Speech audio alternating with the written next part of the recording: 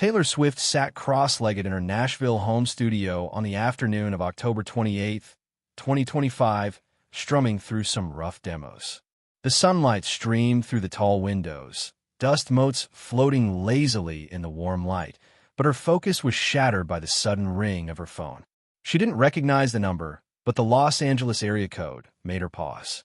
Picking up, she put on her professional calm. "Taylor Swift speaking," she said. "Ms. Swift, this is Marcus Chun from the Recording Academy. Do you have a moment?" Her heart leapt. The Recording Academy didn't just call artists for small talk. Grammy nominations were coming next week, but sometimes they gave advanced notice to finalists. Of course, Taylor managed, setting her guitar aside. "I'm calling to inform you that your album, The Life of a Showgirl, has been selected as a finalist for Album of the Year at the 68th Annual Grammy Awards. Congratulations." Taylor felt her chest tighten, tears threatening to spill. Album of the Year. The pinnacle. She'd won before, but each recognition carried the same thrill, the same validation. "Thank you," she said, voice trembling. "When is the ceremony?" "That's actually why I'm calling ahead of the official announcement. The ceremony is scheduled for April 12, 2026, at the Crypto.com Arena in Los Angeles. Sunday night, live broadcast starting at 8 p.m. Eastern. As a major category nominee, we'll need you there for rehearsals, media appearances, and the works. Can we count on your attendance?" Taylor froze, her eyes snapping to the calendar pinned on the wall. April 12, 2026. Her wedding day. The day she and Travis had carefully chosen after months of planning. The date circled in red with little hearts drawn around it. She tried to speak, but her voice cracked. April 12, th.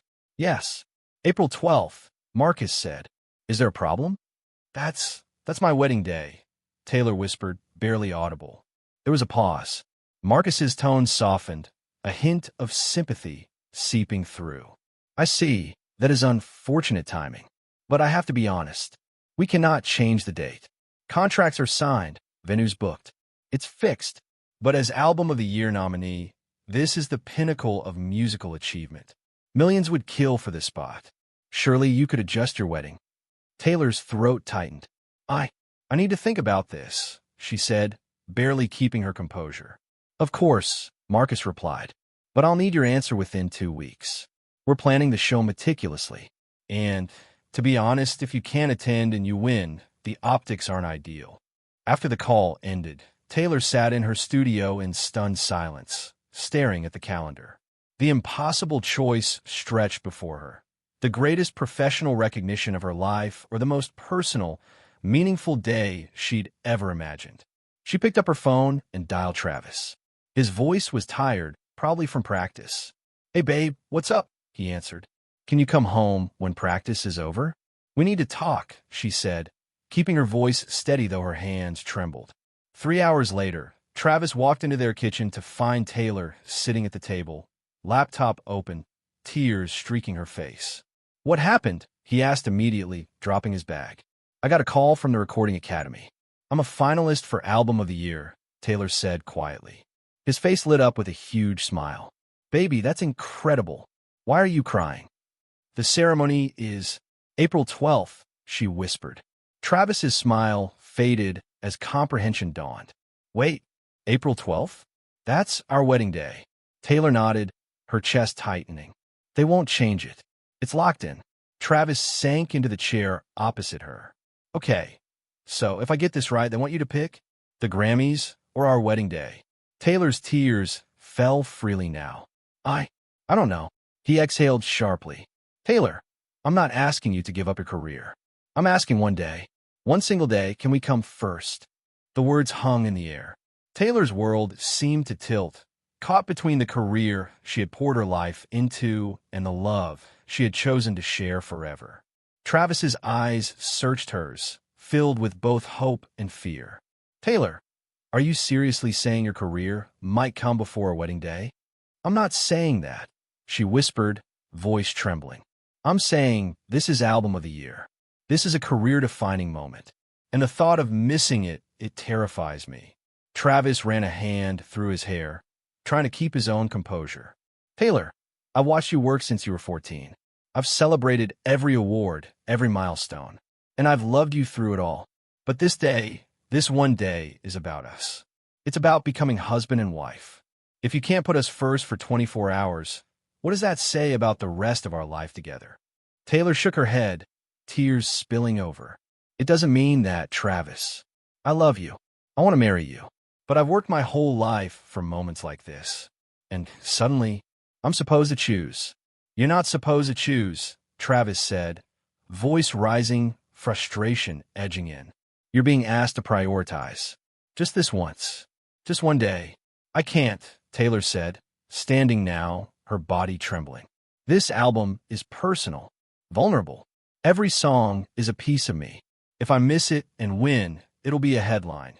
Taylor Swift skips Album of the Year for wedding. I can't let that be the story." Travis stood too, the anger and hurt clear in his expression. "And yet, you expect me to put aside what I've been dreaming of for a year. The day we said I do, so the world gets the headline you want. I'm not asking you to give it up forever," she said, voice shaking with desperation. "Just let me have both. Can't we move the wedding? Just a week earlier, a week later?" Travis ran a hand down his face, frustrated, heartbroken. "Taylor, it's not just a date.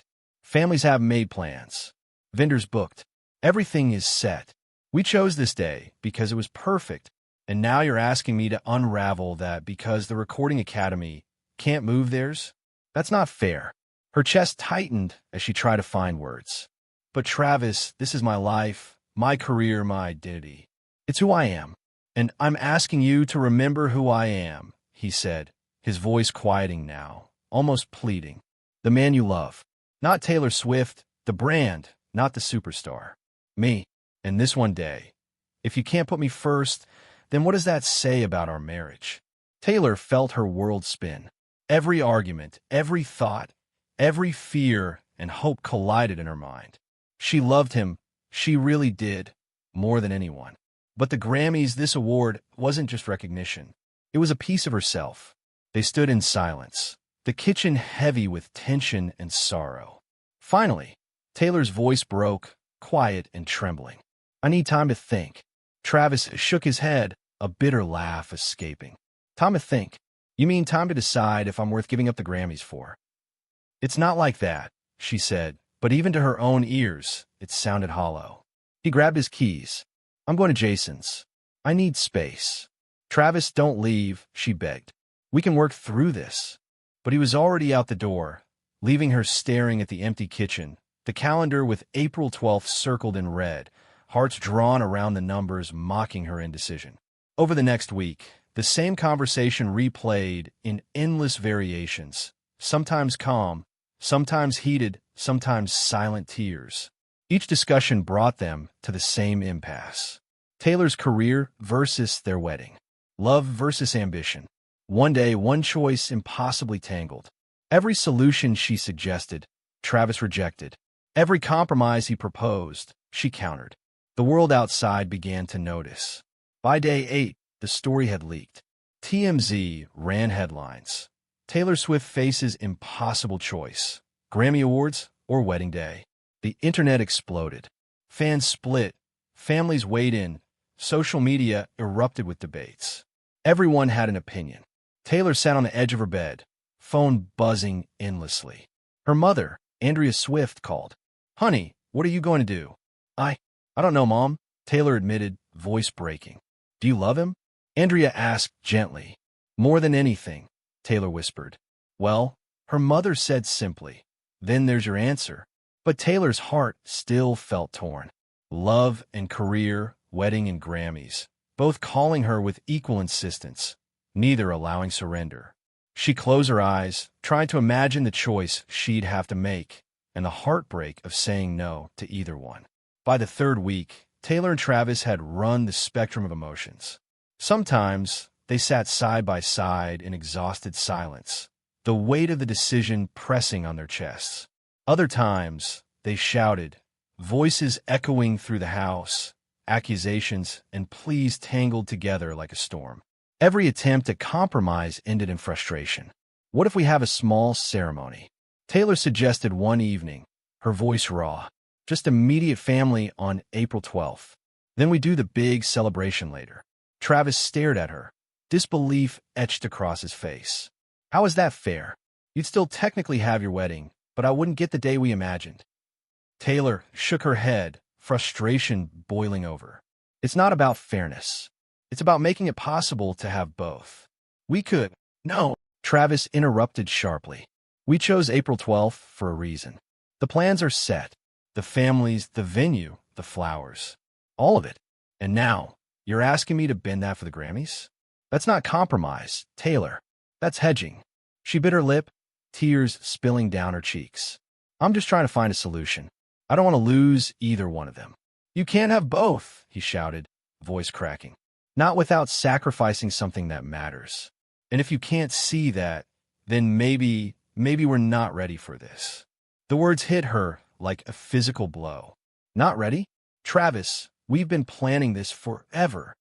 And maybe that's the problem, he said quietly, suddenly calm, but even more devastating.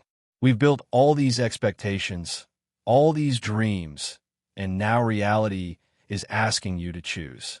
And you can't. You keep trying to find a way to keep both without acknowledging that one of us has to give. Taylor's hand shook, her throat tight. Why does it have to be me? Why can't we both get what we want? Because life doesn't work that way, Travis said, his voice low but fierce.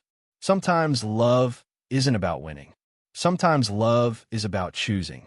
Choosing each other, even when it costs you. And right now, the cost is clear. One of us has to sacrifice. And the fact that you can't choose tells me maybe I'm not as important as you keep saying I am. I love you. I've given you everything. Taylor screamed, her voice breaking, sobs shaking her frame. I've rearranged my life for you, for us, for everything. Travis ran a hand over his face. And I've watched you succeed, and I've cheered every step of the way. But this is the day we become a family. If you can't put that above the awards, what does that say about our life together? The house fell silent. Only their ragged breathing filled the space. Taylor felt torn, a storm raging inside her chest. Love versus ambition. Heart versus legacy. Every instinct, every dream, every fear clashed violently in her mind. Finally, she spoke quieter now. I need to tell you something, and I need you to really hear me. I'm listening, Travis said, voice tight. I've been Taylor Swift since I was 16, she began, voice trembling. Almost 20 years, my identity has been wrapped in my career, my music, my achievements. That's who I am. This is more than just one day. It's who I've spent my life becoming. And asking me to give that up, even for one day, it feels like asking me to give up myself. I'm not asking you to give it up forever, Travis said softly, but firmly. Just for one day. It's not just a day, she said, tears streaming freely. It's everything it represents. Missing it. It won't just be a missed award. It'll be a story, a narrative. Taylor Swift sacrifices her career for love. And I fought so hard for years to show I could be successful and in love. And now you're asking me to choose. Travis was quiet, his eyes heavy with understanding and grief. Can I tell you something? And I need you to hear me, too. Taylor nodded. I fell in love with you, he said. Not Taylor Swift the brand, not the superstar, not the icon. You, the woman who laughs at dumb jokes, cries at dog videos, burns cookies, talks for hours without caring who's listening. That's who I love. And I'm scared that if we start our marriage with you prioritizing an awards show over our wedding, I'll lose you to the brand. Taylor's tears fell freely now. You're not going to lose me, she whispered. Then prove it, he said gently. Choose us. Choose April 12th. Show up and marry me. Let the Grammys happen without you. There will be other awards, other ceremonies, but there's only one day we become husband and wife. That day matters more than anything else. Taylor stared at him, sobs racking her body, heart torn in two. What if she gave up the Grammys and didn't even win? What if I give up the Grammys and I don't even win? Then you don't win, Travis said simply. But you'll be married to me, and I promise, that will be worth more than any award. But what if I always wonder, she asked, her voice tiny. What if I think about what might have been? Then we deal with it together, he said softly. But at least we'll be together. Taylor looked at him, the man who loved her fully, unconditionally, who asked nothing more than to be chosen for a single day, and she felt the impossible weight of the choice. She felt her heart whisper the answer her mind had struggled to find. Taylor sat on the edge of the bed, tears still streaming, heart pounding in her chest. The house was quiet now, but inside her, a storm raged. Every thought, every instinct, every fear collided. Love or career, wedding or Grammys. She felt torn in two.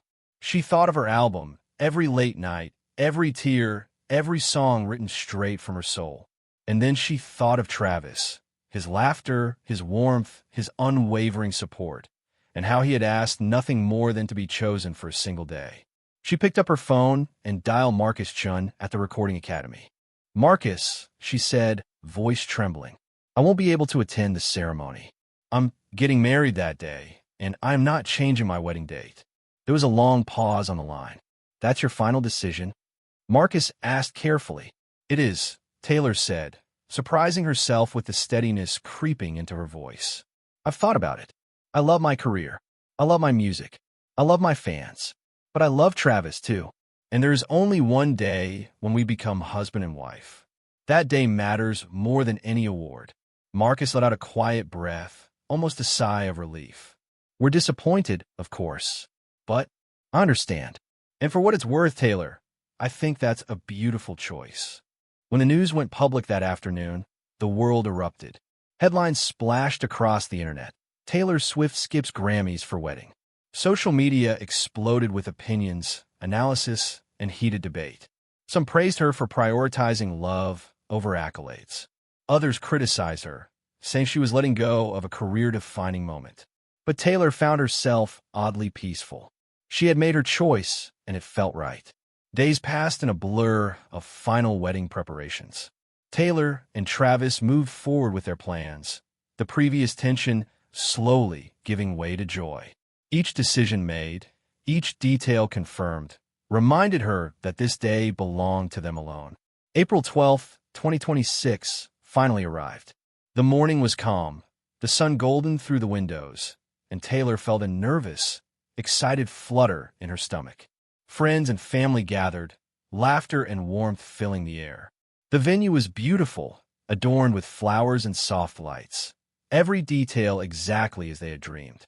As she walked down the aisle toward Travis, Taylor felt a sense of clarity wash over her.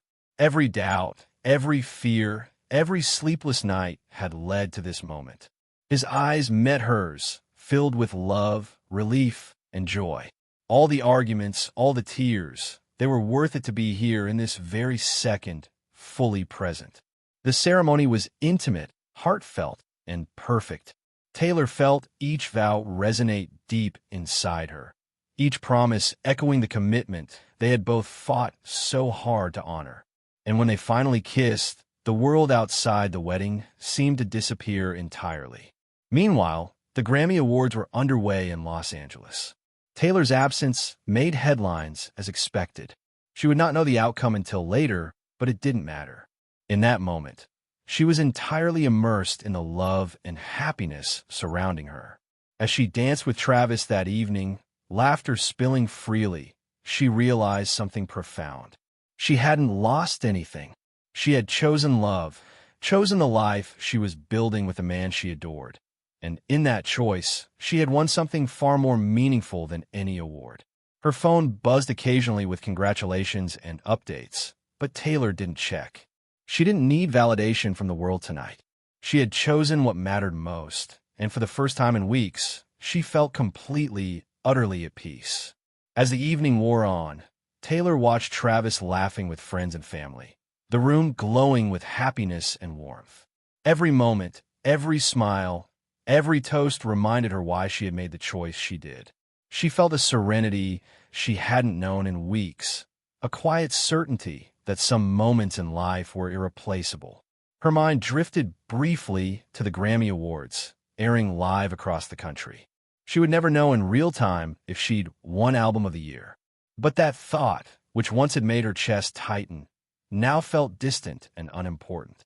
For the first time, she realized that no award could replace this.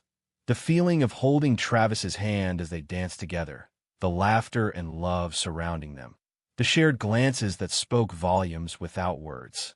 Travis pulled her close, whispering, "Are you sure about this?" Taylor laughed softly through her tears. "I've never been more sure." He kissed her forehead. "Good. Because this is our day, Taylor. Nothing else matters right now." And in that moment, she believed it. She had spent her life chasing milestones, accolades, and recognition. But nothing she had achieved, nothing she had worked for, compared to this, the commitment to a life together with someone who loved her for who she was, not what she had accomplished. Later that night, as they stood together under a sky dusted with stars, Taylor realized something profound. Life would always demand choices. Sometimes it would force impossible decisions, pitting love against ambition, passion against duty, dreams against reality. But the hardest choices, she understood now, often led to the most beautiful moments. Taylor Swift may have given up a chance to attend the Grammy Awards that night, and she may have never known if she'd won. But she gained something far greater. She had chosen love, chosen partnership, chosen a future with Travis Kelce. And as they laughed together under the gentle glow of the venue lights, she felt a completeness that no award could ever replicate. In the end, Taylor learned that some victories aren't announced on a stage, engraved on a trophy, or splashed across headlines. Some victories are quiet, intimate, and deeply personal. They live in shared smiles, whispered promises, and the knowledge that love, when chosen deliberately and without hesitation, becomes the most profound achievement of all. She squeezed Travis's hand, smiling through tears. The world outside would talk, speculate, and judge, but here, in this moment, there was only certainty, only love, only them. Taylor Swift had made her choice, and it had brought her everything she truly wanted: a lifetime with the man she loved and a day that belonged entirely to them. Sometimes, choosing love meant letting go of something else. And sometimes, that choice became the most beautiful victory of all.